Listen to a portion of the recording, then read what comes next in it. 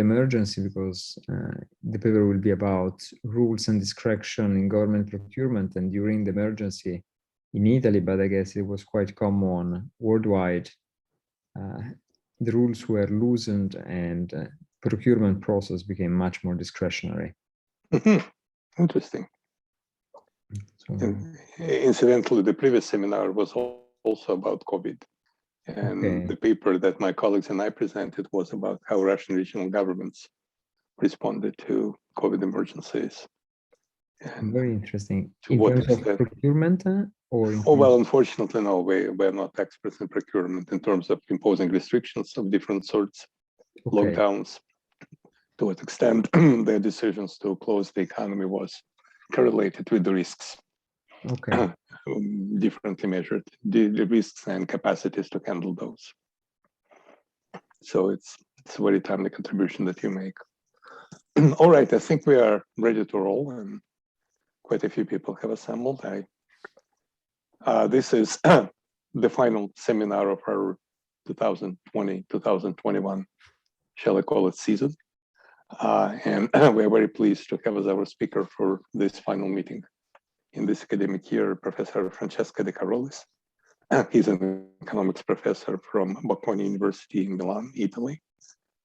Francesco is well known for his work in micro industrial organization, competition, and procurement. He published extensively in top journals, and by the way, I believe he is now an editor of the Journal of European Economic Association. So it's good to know Francesco for that reason, if nothing else. His degrees, his first degree in economics is from his alma mater, which is Bocconi, and then he received his master's and PhD from none less than the University of Chicago. Tonight, Francesco talks on corruption, procurement, evidence, rules, discretion, corruption, procurement, evidence from Italian government's contracting. Francesco. Thank you so much. Thank you so much for this presentation. Thanks to all of you for being here. I'm very honored to close your season with this seminar. And this is joint work with Ray Fisman at Boston University, my colleague at Bocconi, Paolo Pinotti, and Silvia Barnutelli, who is a former student of Ray and me, and who will join Northwestern University in September. This paper is the outcome of many years of work and of collaboration with the Italian police authorities, broadly defined, to collect extensive data on the presence of potential corruption and the risk of criminal infiltration in the public procurement process of the Italian government. And in this particular paper, what we try to do is to relate this type of risk to something very important, that is the extent of discretion in government contracting. So this is a very general problem, both in public administrations and in large private organizations, where we often have the situation in which there is a central monitor faces a trade-off in choosing the extent of discretion to allow the agents working for it. And empowering more discretion to these local agents means exploiting their local knowledge to implement better the activities that they are supposed to do. But at the same time, this might create a leeway for officials to exploit their position for their personal gain. So there are many reasons why setting properly this balance between the benefits and the risk of discretion might yield an outcome that is not socially desirable, that differs from a sort of welfare optimum. This might be leaning toward too much discretion. For instance, if there is weak institutional capacity, but also, and this is the situation that will be the one in our setting in Italy, according to our results, there is too little discretion. The rules are too tight. And possibly this is due to a bunch of reasons. For instance, the simplest one to think is risk aversion. Just think of politicians that don't like to to see any news describing describing corruption in public procurement auction, and might be interested in minimizing this kind of media exposure, and this might lead to too little discretion. So in government procurement, this is clearly a major issue, because the role of discretion is essential in making many steps of the procurement process work. From this might involve the selection of which project to invest on. It might involve the selection of the specific bidders in a contract, in a call for tenders. It might involve the subsequent monitoring of the contract. In this study, we focus on government procurement, and in particular on the phase in which the government officials have to decide which procurement system to use. And as you will see, in the Italian context, there is a quite clear distinction between more and less discretionary systems. So we will be able to assess the extent of discretion by identifying which kind of procurement mechanisms are used. And the reason why this paper, why I'm so fond of this research, and we spent so many years working on it, is the data. The contribution of this paper is really in the data set. So what we have is what I think a very unusual data set that is able to link directly contractors and procurement officials to a database, an individual level database, where we see which individuals are investigated for corruption. So a little premise, in Italy, a couple of years ago, the head of the anti-corruption authority came out with a statistic saying in the summer 2017, in total in the country, there are 11 people in jail for corruption. So either this country has no corruption, so you can shut down my anti-corruption authority, or the laws are written in such a way that it is too hard to finalize a case of corruption, and there are never convictions. And so his idea was that the situation was the latter, and we agree with that, because by inspecting the laws, it's very hard to get to a conviction sentence. And so this is why using final convictions as a measure of the extent of corruption is very dangerous, because you can grossly underestimate the phenomenon. So we have collaborated with what are the Italian secret services, the internal secret services, think of the American FBI, to have a data set, to have access to a data set that the police forces feed whenever they start an investigation over someone. So there are not just convictions, but there are investigations. So if I'm an entrepreneur and I participate in a public procurement auction and somebody else wins, and I know I have a suspect that this person has won because there was corruption between the public official and this other entrepreneur, I will go to the police, and the police will evaluate my claims. And after a couple of weeks, one of three things can happen. They can enter a record in this database and start officially the investigation for corruption on the other firm.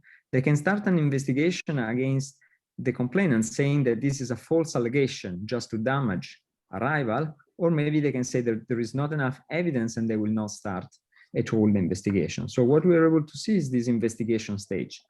So the data is incredibly rich, and is way richer than the typical data available to monitor this risk of corruption.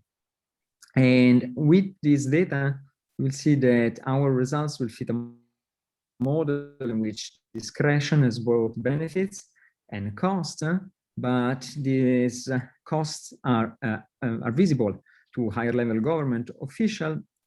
And so the extent of discretion that is available across different areas of the procurement environment are differentiated, so that more at-risk environments are associated with less discretion. Okay, so this will be the general idea. No need to convince you that public procurement is extremely important. This graph is very old. It dates back from 2011. It reports the share of public procurement relative to general government spending. But, and as you see, there are values around 30%. Italy is slightly less in the 25. But even in terms of GDP, procurement is extremely important. In Italy, it's roughly 10%. But what is also crucial is that now with the COVID pandemic, the state is coming back in many environments, in Italy for sure, and the public purchases of medical devices, of various supplies, of vaccines, they are growing exponentially, and so the share of public procurement is growing enormously. Not to mention within Europe, the Recovery and Resilience Plan, and in the US, the infrastructural plan of Biden. These are all large-scale public investment delivered through public procurement. So now, in the context of public procurement, which is so economically important, corruption has always played an important role.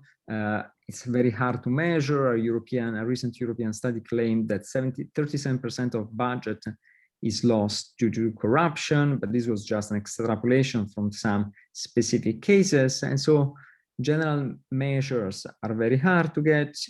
One of the contributions of these papers will be to offer hopefully a better measurement of the extent of corruption.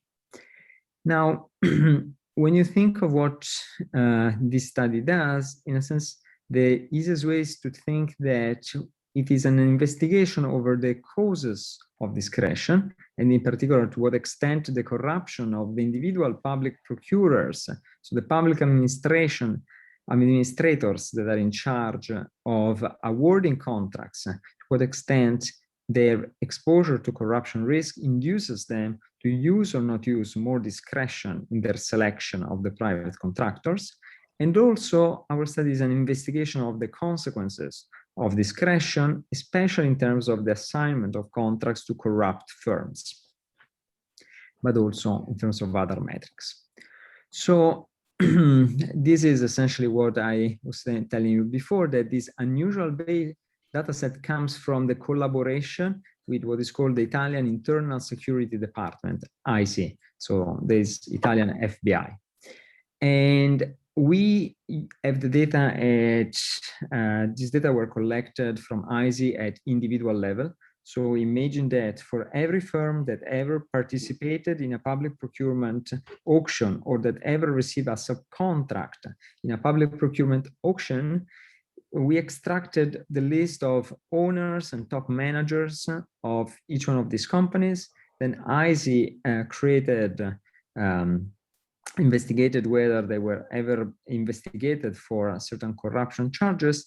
And then they created a flag at firm level that tells us if the firm has ever been investigated. And we define a firm as ever investigated if at least one owner or top employee is in this list of AISI.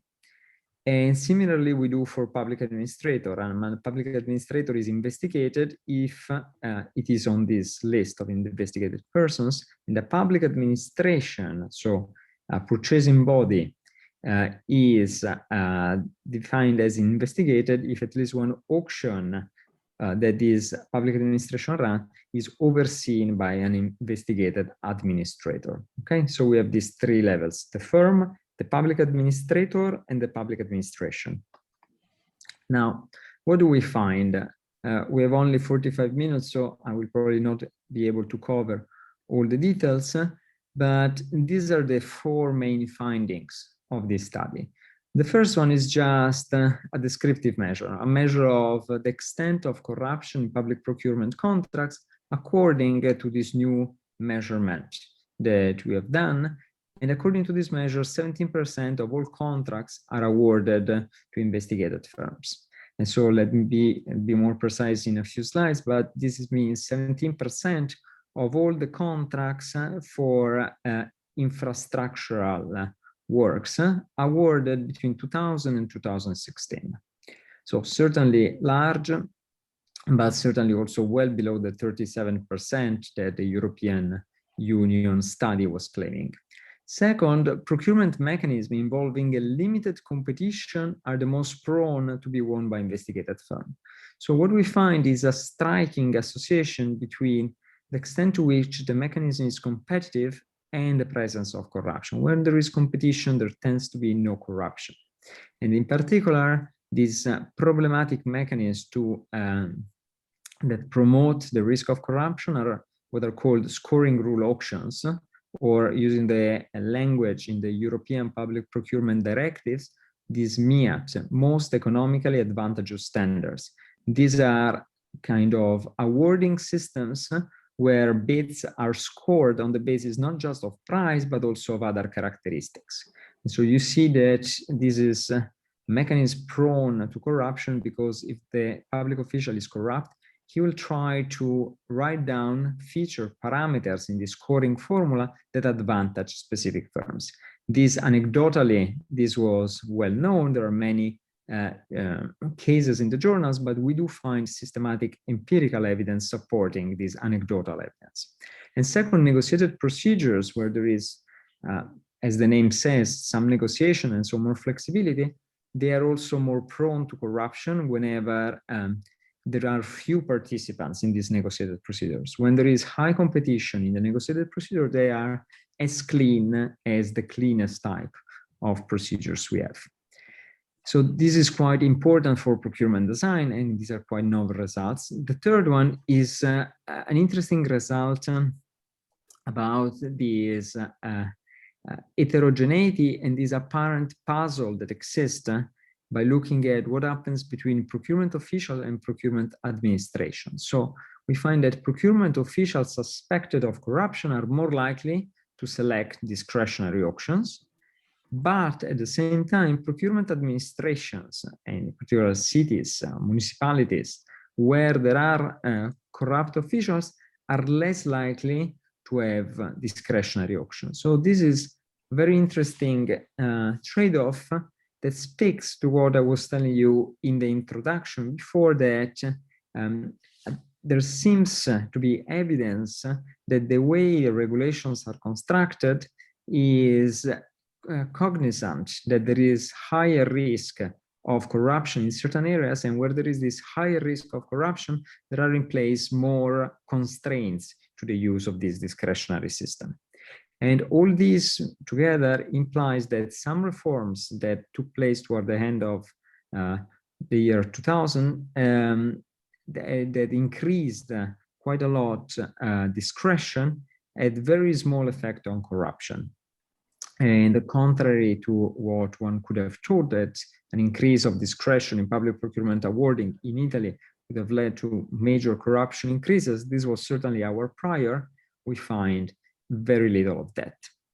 And last thing, if there will be time, I will tell you something about some typical anti-corruption policies, turnover and subcontracting, that we are able to study as well. Okay, so now the paper has various components, institutions and data, and then an analysis of discretionary auctions and investigated winners. So to what extent more discretionary auctions lead to victories by firms that are more at risk of corruption. And then a second set of results connecting investigated administrators and investigated administrations to the use of more and less discretion. So these two are the two central sets of results that I will explain, and probably I will skip the many details of the discussion and the conceptual framework. And if there is time, I'll tell you something about these ancillary findings on turnover and subcontracting. So now jumping into this data, we have one part of the data is a typical procurement data set. I know that in Russia, there are many studies that are currently being done on Russian procurement data that is also extremely rich. Similarly, in Italy, we have rich data on public procurement auctions. In this paper, we use auctions for infrastructures held between 2000 and 2016. Think of infrastructure related to roads and building, for instance, paving a road and constructing hospitals and similar. We have about 215,000 contracts, and these are typically relatively small contracts. The median reserve price is 300,000 euro.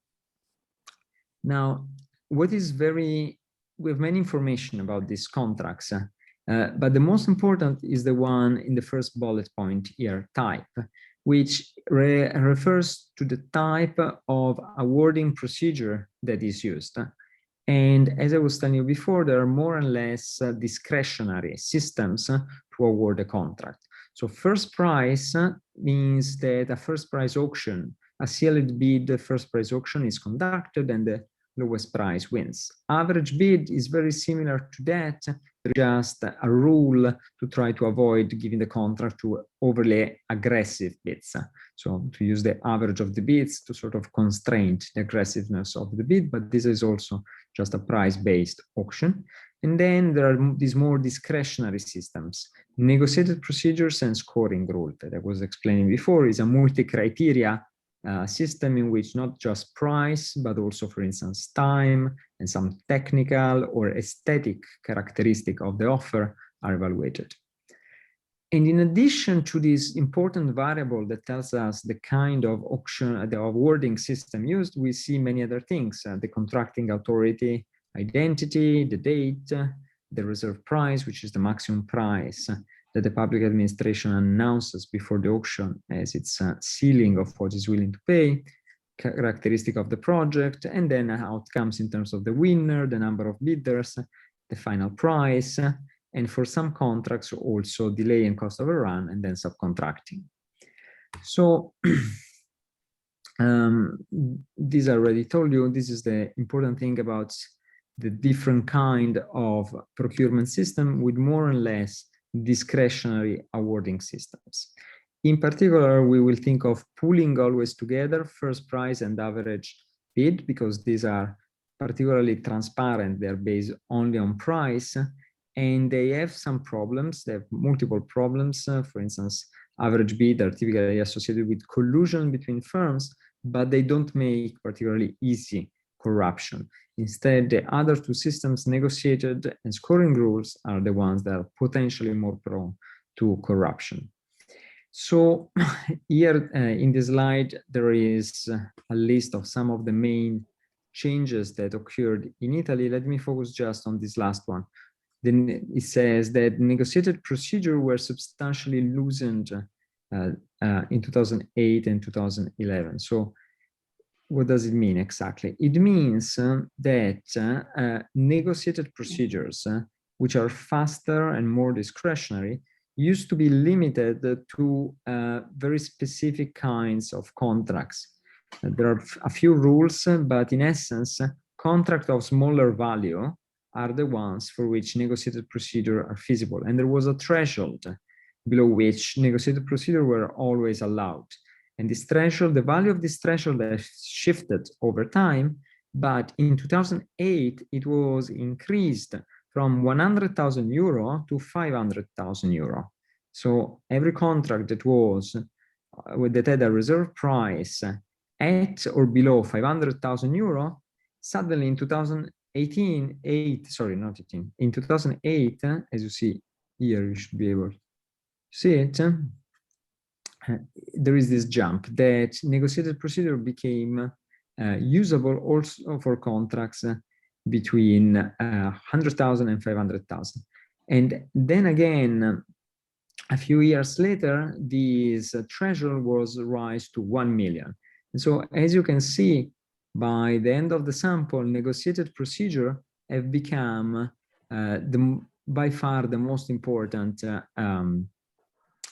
important system to allocate contracts in terms of the number of contracts used. Oops. How do I eliminate this? Clear. Okay. So now, one issue that might be important to say, there have been many reforms. And this is a summary, and this reform that I mentioned here is one that is certainly, it was very important, and for us was the motivation of the study. We went to these secret services and signed a convention with Bocconi University for the use of this data, because there was a general concern from us and from them that this major increase in negotiated procedures was going to drive to major increases in corruption in the country. So this reform was absolutely the premise for the analysis. But what turned out to be the case is that the increase in corruption was quite minor.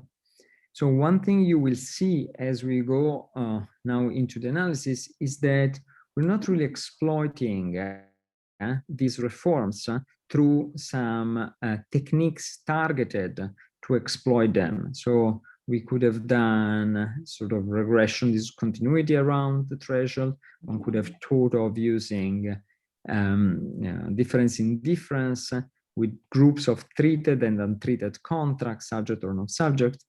So all these approaches, which in principle are feasible, in this specific context are not fully sound, because there are all these thresholds are based on the reserve price, and there is the possibility of manipulation of the reserve price by the public official.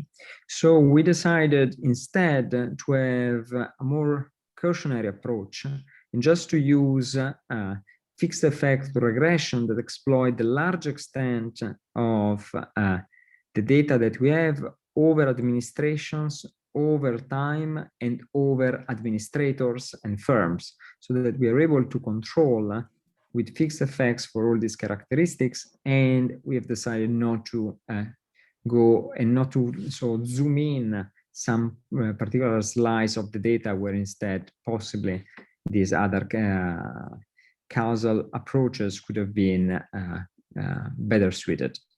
So this was an explicit attempt to use the largest amount of data, but clearly it creates some limits, and we'll discuss them as we go. So now there is this part of the slides that describe the data. Maybe here, this graph is quite interesting because it shows you how much discretion was associated with having investigated winners. So here is reporting across different types of procedures, the extent to which they were associated with having a winner that was under investigation for one of the corruption charges. And as you can see, the share of investigated winners, when there is this discrete here in red, it corresponds to the scoring rule auction, and is quite substantial, with peaks in 2008 about 25%. Now, we have various ways to define corruption, and again, there is no ideal way, in a sense that we could have used a more or less extensive set of crimes. We could have used measures based maybe not on just on the owners and top managers, but with a broader set of firm employees. We could have said, looked at broader definitions of the crimes included in our assessment of what might be corruption. So there are many choices to be made, and it is in no way an easy task. So what I'm showing you today is the result of what we've chosen as our best measure of corruption. And then in the paper, there are several robustness to this choice. But in a sense, we've done an extensive discussion also with legal scholars and with the secret services about what would have been the right definition of corruption. And we came out with this set of crimes that you see here: corruption, procurement violations, and abuse of office, and crimes against public administration.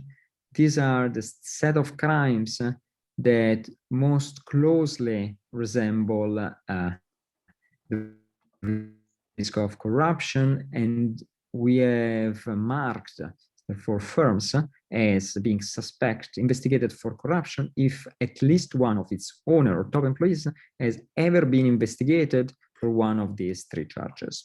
So through the sentence that I just emphasized, is ever been investigated, you also see that we are not using a time dimension. we're not saying this firm is criminal, is at risk of corruption in this auction, but not in this other auction.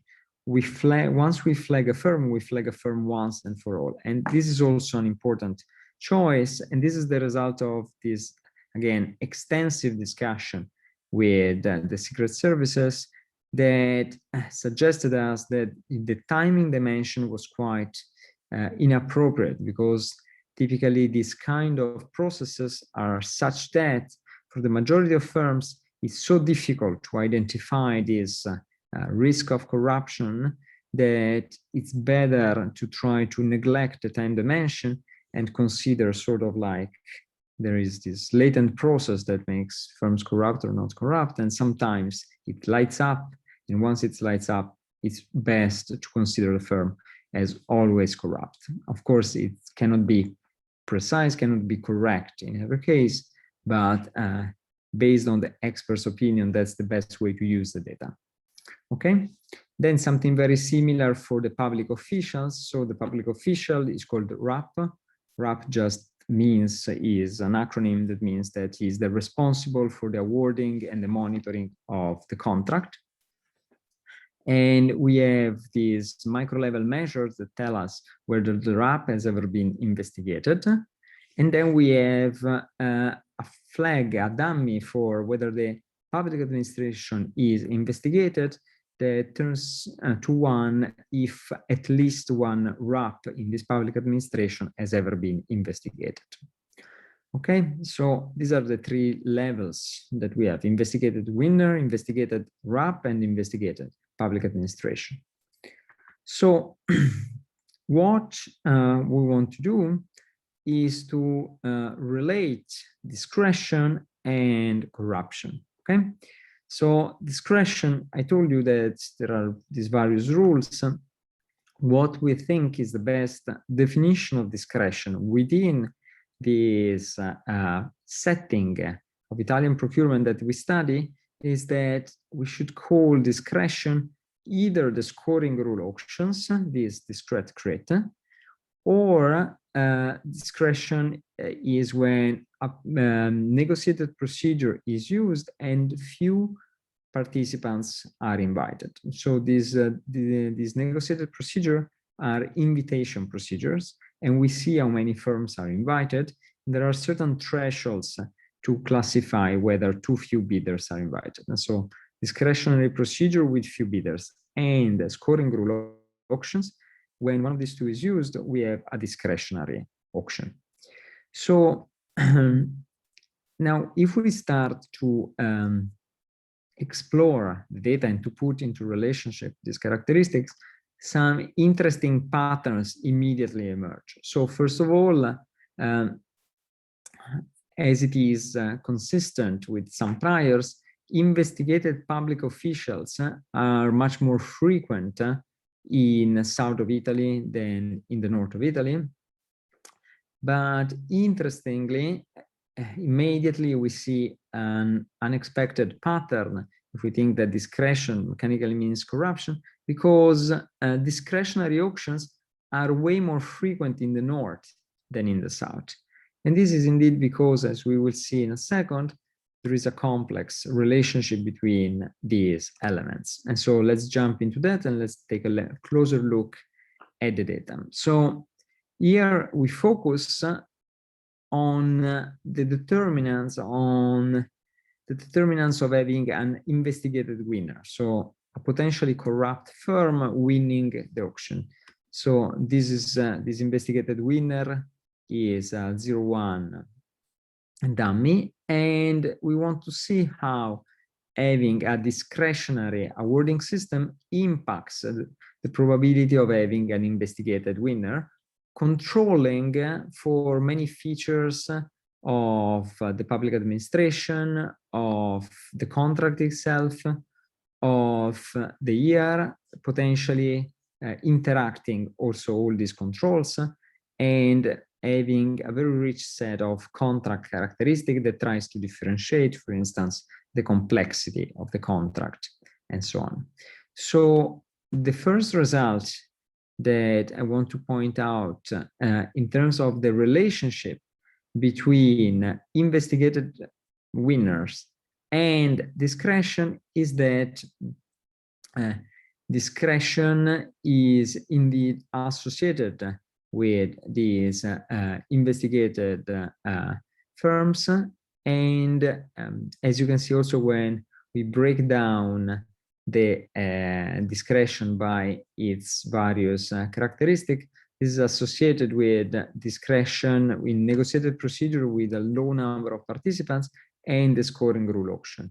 And so overall discretion, it is associated with a higher probability. So a consequence of discretion is indeed the selection of more at-risk firm. However, what is very interesting in these results is, and I'm running fast, I skip some details because time is short, but what is extremely interesting in these results is that when we look at the determinants of discretion, what we see is that there are these opposite patterns between the investigated RAP and the administration for which it works. So you see it here in this slide, and you see it by comparing these coefficients. So for instance, if we focus here on the scoring rule auctions, you see clearly that an investigated RAP is a RAP that will be more likely to select scoring rule auctions as the mechanism he/she decides to use to select contractors. But at the same time, administrations where investigated RAPs are present are less likely to have scoring rule auctions. Okay.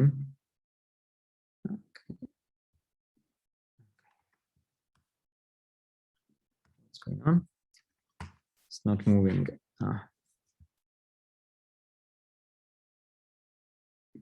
Okay. Perfect. Okay, so this evidence that patterns are the opposite between the behavior of the investigated RAP and the investigated public administration are reconcilable if we think in terms of having an environment where the rules are set by some benevolent regulator that, similar to many standard agency model, considers that there is value in discretion. So there is, for instance, we can think of an environment where there is some project value V, and discretion might bolster this value. However, the value of discretion is something that requires local expertise, and so only the RAP can observe the true value of D, whereas the central monitor observes some D hat, that is D plus some noise. And if the noise is large enough, then the central monitor might observe very distorted effect of corruption and might try to constrain this corruption, especially if it is also the case that discretion might be used by the public administrator to enhance his own utility, for instance, by stealing part of the value of the contract. And so if there is this possibility of stealing and discretion is associated with stealing, this is when the central monitor would like to constrain discretion. And this is what we think is a good description of the various regulation that in the Italian context constrain, for instance, the use of these scoring rule and negotiated procedures to contracts that are below certain values. And so it's a rule that is set in order to minimize some risk of corruption, But this comes at some cost, because discretion, we said, enhances the value of the contract. And indeed, what we see from our result is that if we use the previous estimate of how much an increase in discretion bolsters the risk of a corrupt firm, we see that the increase in corrupt firms that was associated with a very large increase in negotiated procedure that we observed before, that was in the graph with which I motivated the beginning of the study. There is, compared to this that major increase from 10 to 60% in negotiated procedure, the back of the envelope calculation of the amount of increase in corrupt winners is just 0.05%. So extremely, extremely small. And this means that possibly by foregoing to use discretion, the government was leaving on the table a lot of potential benefits. What are the benefits of discretion in this setting? There are a series of procedural cost savings associated with this discretionary procedure. For instance, these negotiated procedure are faster. So as you can see in the first bullet point, it takes the minimum number of days to proceed with an awarding goes to just 15 days relative to the 52 days, that is the minimum mandated number of days for the other procedures. There are various savings because there is no need to publish the call for tender and to prepare a detailed contract. There are fewer bidders on whom to run background checks, and there is a faster execution of contracts. So you can see this, for instance, in the slide where we relate the delay. So we have this ex post measure that reports the discrepancy between the promised time at which the contract was supposed to be closed to the effective final time. And discretion is negatively associated with delays. So this is basically it for the main results. I should have 2 minutes more if you want to enter into turnover subcontracting, or we can jump directly to the conclusion. Depends what is the, do I have these 2 minutes? Well, yeah, sure. If it's a couple of minutes, please proceed. Perfect. So in the last 2 minutes, two last results. So there are many measures that anecdotally we think are connected to corruption risk. Turnover is one. So increasing turnover between public officials is a way to reduce the risk that the public official develop links to firms, and we do find exactly this. So in administrations that are more exposed to corruption risk, there is higher turnover of public officials into contracts. And the other measure is that limits to subcontracting are useful to limit corruption risk. And here we have very detailed data because we see every subcontractor that every firm chooses, and we see the corruption measure also for each one of the subcontractors. And we can confirm with this data that investigated firms are much more likely to subcontract more of the contracts. For instance, a larger share of the contracts, and also column 3, a higher number of subcontracts. And what is also interesting is that these investigated winners are way more likely to select investigated subcontractors. For instance, in these graphs on the left, see that if the winner is investigated in orange, then the chances that this winner will select another firm that is itself investigated is way higher than the probability that a clean winner selects an investigator subcontractor. And so we have, and this rationalizes other parts of evidence in the data and the analysis, that regions and areas where there is higher risk of corruption are more likely to put tighter limits on subcontracting. So, and with this we conclude that this is new evidence suggesting that discretion, to the extent that it limits competition, is indeed associated with corruption. But these discretionary auctions are used more often by investigated public officials and less often in more at-risk public administrations. And these leads us to analyze and find in this data that there are modest impacts on increasing corruption by loosening the rules given the current tight level at which they are set in Italy, and increasing discretion would benefit along many dimensions, the execution in terms of delays and the procedural costs associated with these contracts. And that's it. All right. Many thanks, Francesco. That was many thanks to you. Extremely edifying for all. The floor is open for questions and comments, please. So let's see if there are any. I've seen nothing so far in the chat, but Ricardo? So, very, very interesting paper. My main question is if you can say something about the welfare effect.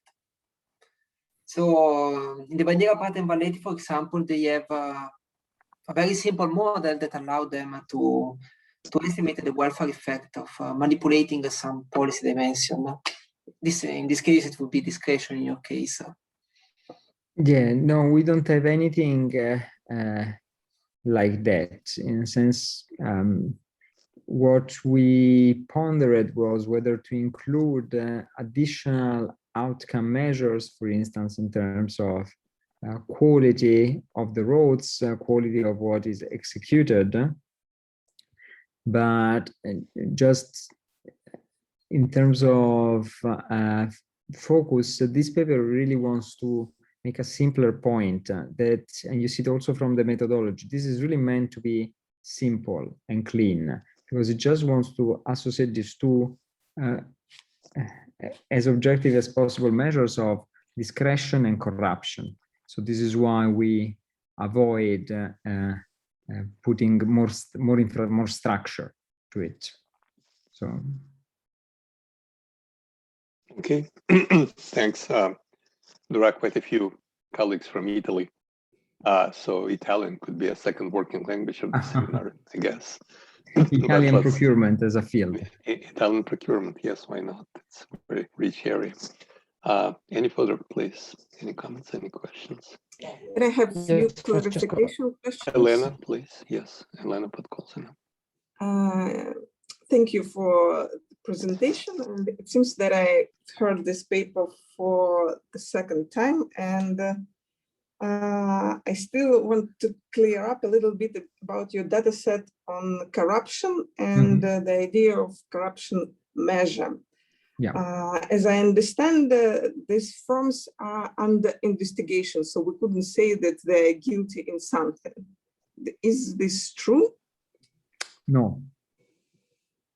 So not exactly using the words you use.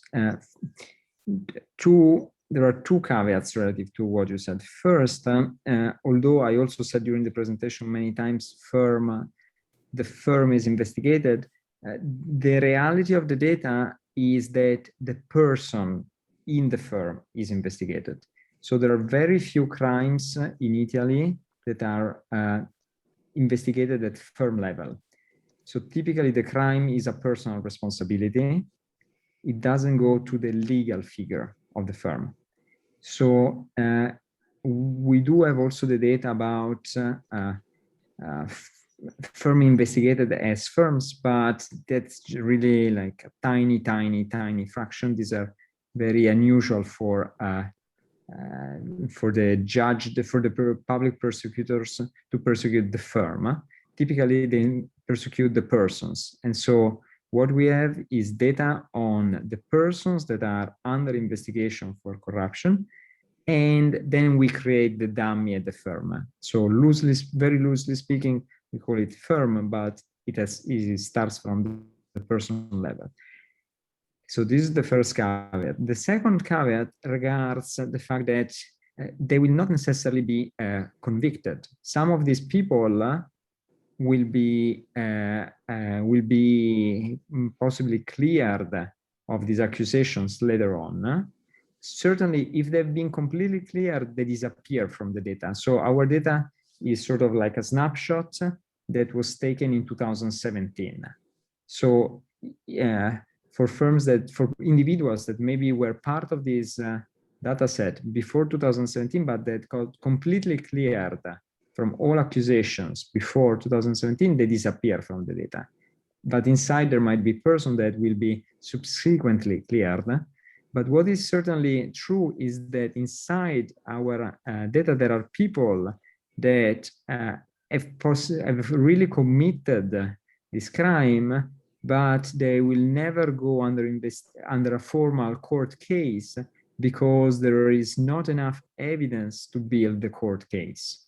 So to build a court case of corruption, the police needs to find evidence of what is called the datum, means the benefits of the Corruption Act. So either the money or the fact that, for instance, the owner of the firm had one of his other firms hiring the son of the public official or something like that. But if there is not the datum, they cannot bring the case to court.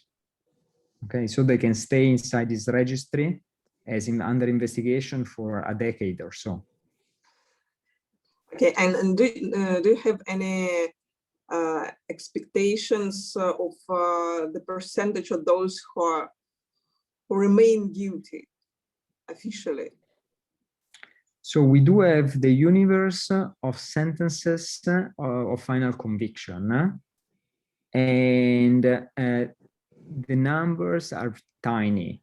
So in total, so imagine that there are 75,000 firms roughly in total. Of these 75,000, about 12% or 11% are have at least one investigation. But if you go with the final conviction, the total number of convicted firms is 350 roughly. So the drop is dramatic. So basically, there are no convictions. Okay, I see. And one more question about this data. What are the reasons to be under investigation? Is it true that it is possible that they pick up certain person due to, let's say, behavior inside procurement procedures? I mean that they include the person due to usage of the discretion procedures. Excellent. So Thanks for asking. Very clear. No, very important. We spend so much time on this with the police to try to make sure, because this would have been a major concern that, for instance, if the auction was awarded to a very discretionary procedure, then there are some extra checks by the police, and this makes more likely that the firm gets under investigation. So we extensively discussed this with the police forces, and they were categorically saying that there is nothing like that. They don't have algorithms, they don't have special flags to check which firms, which persons to investigate. The only kind of contracts where they activated these special flags was a specific infrastructure that the Italian colleagues know, the Salerno-Reggio Calabria. This was a highway that took a lot of time to be built. For that specific infrastructure, every single firm that got connected as a winner or a subcontractor to that infrastructural project got special investigation. But it was the only case. Otherwise, they don't do this thing that, according to our measures, by the way, would be quite reasonable. They should do it. With limited resources, they should do it. But according to them, they don't do it. Okay, thank you. So I think I need to open discussion for others. Okay, thanks, Elena. Thanks, Francesca. Anyone else, please? Francesca, in an attempt to summarize your great work, Yeah. Your main point is essentially that the fears and concerns about greater discretion are somewhat exaggerated, and that overall the benefits outweigh the costs, right? That's Correct. basically the main qualitative conclusion of your study. Could you summarize? You present a lot of evidence, in a couple of lines and a couple of bullet points, why in modern Italy discretion can be justified. So what are the checks and balances which allow you to make full use of the benefits of discretion and at the same time be relatively safe about the fears and the risks of abuse of power and corruption and whatnot? Is it because there is improved public oversight? Is it because of, well, what are, can you identify? Yeah. It's a very important and difficult question. I would say that the system of checks and balances is very extensive. It is mostly a system that is based on ex ante checks and balances relative to ex post assessment. So there are many formalities that need to be respected, and most of these formalities are meant to ensure that the risk of corruption is contained. For instance, let me go to one of the slides. This one. The first bullet point is 52 days versus 15 days. This is the minimum number of days in which the call for tender needs to be open, unless there are special circumstances. So this is, for instance, one of the rules that is explicitly meant to avoid that the contract is steered toward a special firm by essentially not being visible to the other firms. Because if the publication of the contract doesn't take place or is out just for a very limited amount of time, it's very difficult for the other firms, the non-selected firms, to win. So there are many of these kind of ex ante rules, plus there is the work, the direct work of at least, I would say, 3 major supervisors. There is what is called the auditor's court, Corte dei Conti, because these are public contracts, and so there is a special auditing process, is a branch of the judiciary that deals exclusively with misuse of public funds. So, and they step in at various moments of the process. Then there is something called the anti-corruption authority. That is the one from which we got the public procurement data. And over time, this has become more and more intrusive in the contracts. So for now, for instance, it's standard for this public administration to sign, to ask a validation. Whatever they do, before acting, they ask a validation to the anti-corruption authority. And third, there is the regular judiciary with its police forces. So there are really many checks and balances here, to the extent that what we would argue and what our results seem to suggest is that there were too many. By the time these thresholds were increased in 2008 and afterwards, there were too many, and lifting some of them was beneficial. This clearly doesn't mean that lifting all of them or lifting at the current level might still be beneficial. And it doesn't mean that in all the countries you would have the same effect. Certainly our results, for instance, point to differences across public administration with more at risk and less at risk. So, I mean, simply put, increasing discretion in the north is more beneficial than increasing discretion in the south, because you pick up more of this corruption risk in the south. Well, predictably, and I think it kind of resonates a little bit, although remotely, with Putnam's old observation that government decentralization in Italy worked better in the north You know, of course, that story, and less so in the South. So there are some similarities. You allow more greater autonomy, more local autonomy, more discretion, and if there is a more conducive environment for making full use of that in one part of the country, then that's fine. But if not, then it could be a problem. Absolutely. And so, for instance, to speak also to the benefit of centralizing, because these are very decentralized procurement processes Sure. taking place at Sure. municipality level, but with more centralization, the cost of monitoring would decline. Yeah, well, that's great observation. Thanks so much. All right. Anyone further, please? We still have some room for comments and questions to Francesco. I see none. So that means that we've just had a very nice grand finale of our seminar season for this year. And I would like to take this opportunity to thank the attendees, certainly thank the speakers that came from all over the world to participate. Last but not least, to thank very much Bernardo, whose invisible hand was always clearly behind this enterprise.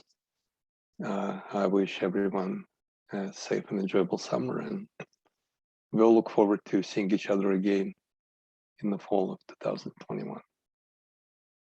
Thank you, and bye-bye. Bye-bye, and thanks again.